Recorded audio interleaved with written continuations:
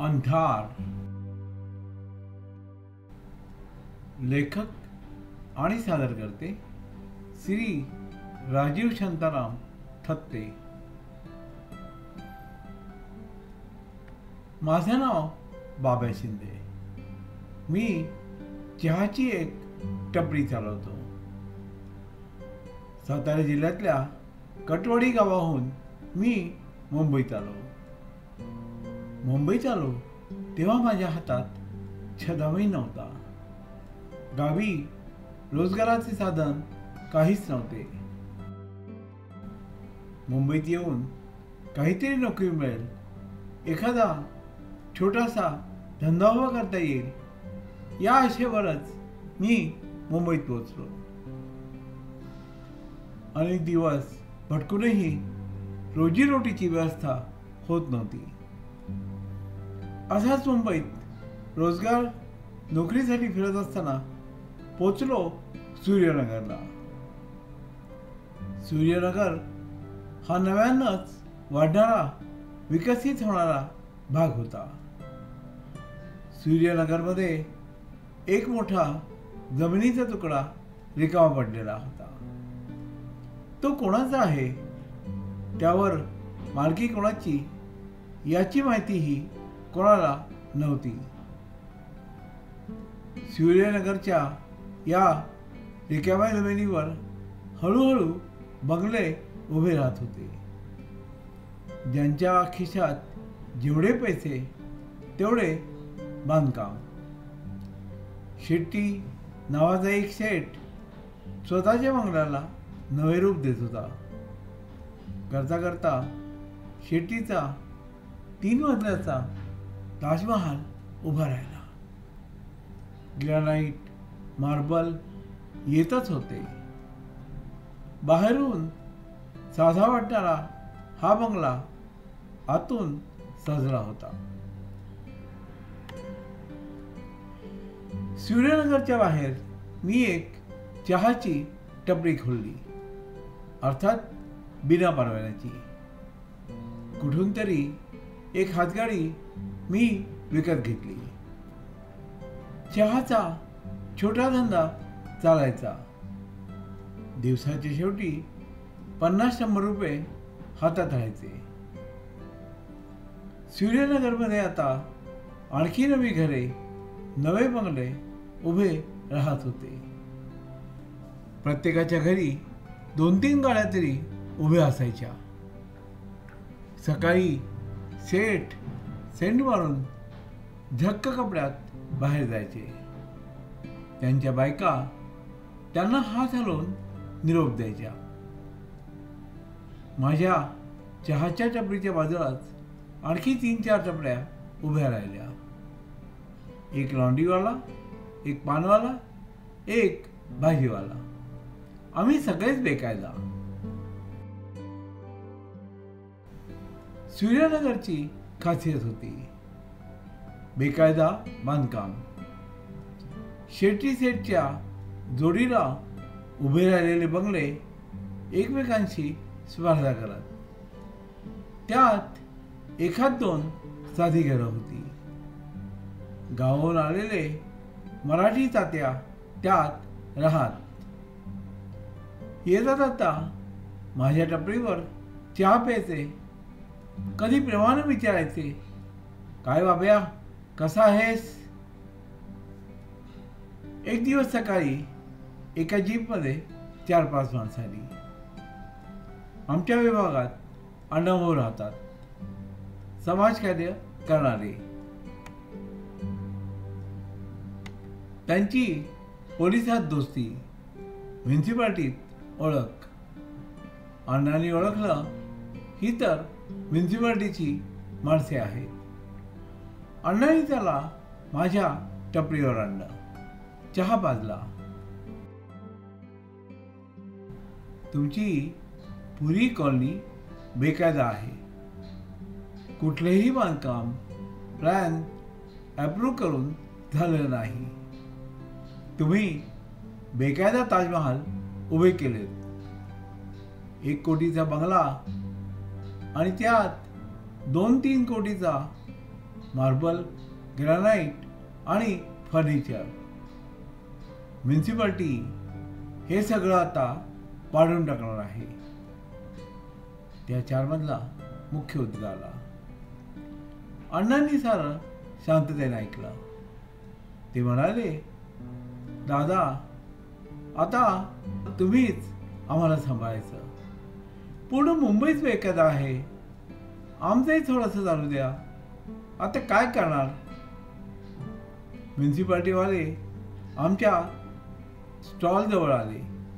म्हणाले, दरमहा आम्हाला पैसे पाठवत द्या, नाहीतर लक्षात ठेवा गाड्या उचलून गटारात फेकून देऊ. आम्ही चौघे गाडीवाले लाचारीने हसलो. एक दिवस सकाळी अण्णा पुन्हा माझ्याकडे आले. म्हणाले, बाब्या, आता म्युन्सिपाल्टीची नोटीस आली आहे. पूर्ण सूर्यनगर बेकायदा आहे. त्यांना ते पाडायचं आहे. आम्ही सगळे कोर्टात जातोय स्टे घ्यायला. आम्ही प्रत्येकानं 10,000 सध्या काढलेत. तुम्ही चौघे मिळून एकत्र 10,000 द्या. तुमच्या नावानं पण कोर्टात स्टे घेऊ. कॉलनी राहील, तुम्ही टिकाल. अण्णा म्हणाले. मी मागं वळून पाहिलं. 2-2, 3-3 कोटीचे बंगले झकास उभे होते. सगळी मिळून त्यांची किंमत 120 कोटी. 120 कोटीत शून्य किती तेच मला माहिती नव्हते, कारण मी स्वतः एक शून्य होतो. अण्णा, मी 10,000 कुठून देऊ? दिवसाला 80-100 कमावतो. त्यातले 50-60 खर्च होतात. गावी म्हातारे बाबा आणि थकलेली आई माझ्या मनी ऑर्डरची वाट पाहत असतात. 10,000 ना माझ्याकडे आहेत, ना मला कोणी उधार देईल. अण्णा हसले. म्हणाले, बाब्या, तू बसलायस सूर्यनगरमध्ये. चोऱ्या कर, डाके घाल, काळा पैसा कमाव. सूर्यनगरात गाडी चालवायची तर कोर्टात जावंच लागणार. 10,000 तुम्हाला सगळ्यांना मिळून द्यायला सांगणार. विचार कर आणि सांग. मी काय विचार करणार? माझ्या डोळ्यात पाणी आलं. आई बाबा आठवले. त्यांच्या डोळ्यात मला याचना दिसली. बाब्या, 2 महिने झाले मनी ऑर्डर नाही आली. नीट जेवणही मिळत नाही. औषधं आता बंद झाली आहेत. बाब्या, आता काहीतरी कर ना रे. आम्ही 4 टपरेवाले मारवाड्याकडे गेलो. त्याच्याकडून 10,000चे कर्ज घेतले. लहानपणापासून माझ्या पोटातली असलेली अंगठी मी गहाण ठेवली. डोळ्यात पाणी आलं. आईनं दिलेले हे एवढेच सोने माझ्याकडे वाचले होते. काही महिने गेले. मागचे बंगले आणखी मोठे होत होते. कुठे मजला चढला तर कुठे रंगाचं काम दिमाखात सुरू होते. सगळेच बेकायदा, सगळेच गैरकानूनी. रेतीच्या गाड्या, विटा, मार्बल आणि ग्रॅनाइटही येत होते. असंच एक ग्रॅनाइटचा छोटा तुकडा मी उचलून आणला. माझ्यासाठी तो आरसा होता. मी विचार केला, एक तुकडा एवढा चमकणारा, तर या आरशांनी घर आतून कसे दिसत असेल. एक दिवस सकाळी पोलिसांच्या 4-5 गाड्या आवाज करत सूर्यनगरमध्ये येऊन उभ्या राहिल्या. त्यातून 30-40 पोलीस खाली उतरले. काहींच्या हातात बंदुका, तर त्यात काही महिलाही. त्यांच्या मागे 4-5 ट्रक आले. बांधकाम तोडणारे 100 मजूर, मोठी मशीन्स. तोडातोडीचे काम सुरू झाले. सूर्यनगरची कंपाऊंडची भिंत कोसळली. मोठा आवाज झाला. मला तर घाबरूनच कापरं भरलं. अण्णा म्युन्सिपाल्टीच्या लोकांशी बोलत होते. तेवढ्यात आमच्या इथल्या मराठी तात्यांच्या घराला बांधकाम तोडणाऱ्यांनी विळा घातला. 500 फुटांचे साधे घर पाडायला सुरुवात झाली. तेवढ्यात टीव्हीचे लोक कॅमेरा घेऊन सरसावले. म्युन्सिपाल्टीवाले ते मोठे अधिकारी हातात मोठा हातोडा घेऊन फोटोसाठी उभे राहिले. तात्या त्यांची बायको हात जोडून रडत विनंती करत होते. काही फायदा झाला नाही. तोडायचे काम चालू राहिले. मला वाटलं आता पुरा सूर्यनगर तोडून टाकणार. इथले ताजमहाल जमीनदोस्त होणार. तेवढ्यात अण्णा, शेट्टी, गोयल, दुवा आणि इतर सारे सेठ बंगल्यांमधून खाली उतरले. म्युन्सिपाल्टीवाल्यासमोर हात जोडत अण्णा म्हणाले, साहेब तुम्हीच आम्हाला सांभाळा. शेट्टीच्या हातात एक बॅग होती. शेट्टीने ती ऑफिसरच्या हातात दिली.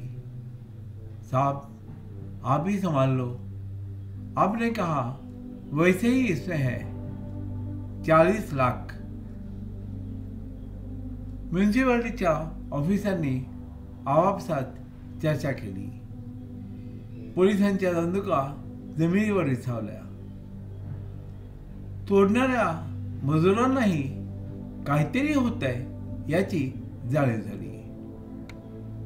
अरे तोडफोड थांबा, मशीन्स बाहेर काढा. ऑफिसरनी मजुरांना आदेश दिला. तोडफोड थांबली. फक्त तात्यांचे घर तुटले होते. घराच्या सळ्या लोंबत होत्या. खिडक्या दरवाजे उघडले होते. भिंतींना मोठी भोके पाडली होती. त्यातून आतले सामान दिसत होते. 5-10 मिनिटे अशीच गेली. आम्हा चौघा गाडीवाल्यांना वाटलं आम्हीही वाचलो. तेवढ्यात ऑफिसरनी इशारा केला. बुलडोझर आमच्या पुढे सरकला. 4ही टपऱ्या 2 मिनिटात जमीनदोस्त झाल्या. पुन्हा टीव्हीचे कॅमेरे चमकले. ऑफिसर बरोबर आता पोलीसही फोटो काढून घ्यायला उभे राहिले. माझा संताप अनावर झाला. मी तावातावाने पुढे सरकलो. म्युन्सिपाल्टीच्या ऑफिसरच्या एक थोबाडीत लावून दिली. मोठ्यांचे ताजमहाल तसेच राहतात, पण फोटो काढायला गरीब तात्यांचा बंगला तुम्ही पाडलात. आम्हा 4 गरिबांची दुकाने उद्ध्वस्त केलीत. मराल तुम्हीही एक दिवस असेच उद्ध्वस्त व्हाल. मी रागाने त्या ऑफिसरला म्हटले. 2 पोलीस इन्स्पेक्टर पुढे सरसावले.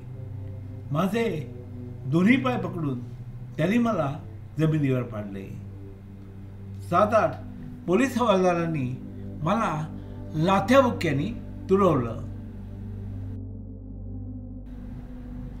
आजही सूर्यनगरच्या बाहेरच मी चहाची टपरी लावून उभा आहे.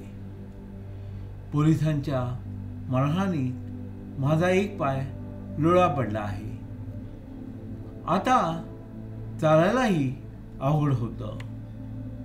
दरमहा गावी जाणारी मनी ऑर्डरही आता बंद झाली. आईबाबांना जेवणही मिळणे अवघड झाले होते. बाबा औषधं न मिळाल्याने दिवाघरी गेले. आता आई एकटीच भीक मागत एसटी स्टँड समोर बसते. डोळ्यांवर असलेल्या चष्म्याच्या जाड काचाही आता फुटल्यात. त्यातून दिसणेही तिला अवघड होते.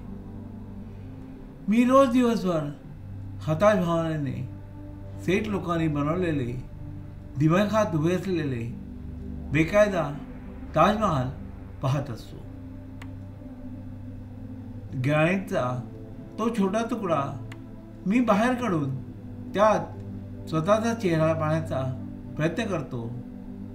आता त्यात मला माझा चेहरा नाही, फक्त अंधार समोर दिसतो.